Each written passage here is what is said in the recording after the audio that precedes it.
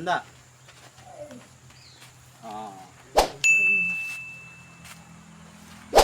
දොර වහලා නේද?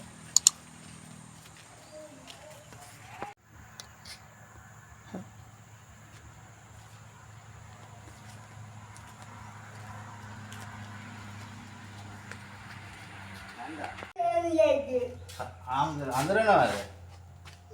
අඳුරන්නේ නැද්ද? තනියම දින්නේ ඊටකොට? ඔව්. යන්න එන්න බෑද? ඇවිදින්න බලවන්ද? ඔව්. නැගිටලා යන්න පුළුවන්ද? නැගිටලා බෑද? කරන්ට් එකක් නැද්ද? සිංහල අලුත් අවුරුද්ද නිමිති ඒකෙත් නිදා ගන්නවා. අපි මේ කරගෙන යනු ලබන වැඩසටහනේදී අපිට මහඟු අත්වැලක් වුණා මේ අහිංසක මව්තුමියට මේ අපේ සරණ වියලි ආහාර බඩු මල්ල පරිත්‍යාග කිරීම සඳහා මූලික ධන පරිත්‍යාගයේදී අම්බලන්තොට පහළ බැරගම පදිංචිව සිටින ඩී මානවඩු නාදනීය මෑණියන්ට ආශිර්වාද පිණිස දිගාසිරි බඩු ටිකක් උයා ගන්න බඩු ටිකක් දෙන්නම්. ආදරණීය දියණිය විදියට කාට හරි කියලා උයා ගන්න පුළුවන් නේද? ක්‍රියාවේ නිරත වෙන සරුණා විජේතිලක මහත්මිය එතුමිය ආදරණීය මෑණියන්ට නිදුක් නිරෝගී ජීවනයේ දිගාසිරි ප්‍රාර්ථනා කරමි.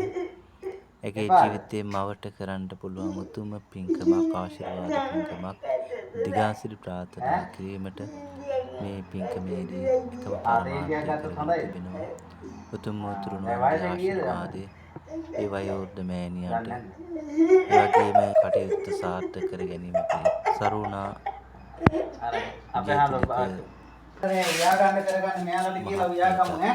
මෙයාලගේ දිහාට දෙන්න. කරනවා නිදුක් නිරෝගී චිර ජීවනයේ ප්‍රාර්ථනා කරනවා. එයාලා උයලා දෙයි ඈ.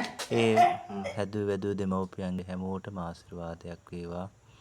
දී මානවඩු නාදනීය මෑණියන් පෙරට පවුලේ සියලු දෙනාටම ගෙදරම ඉන්නේද?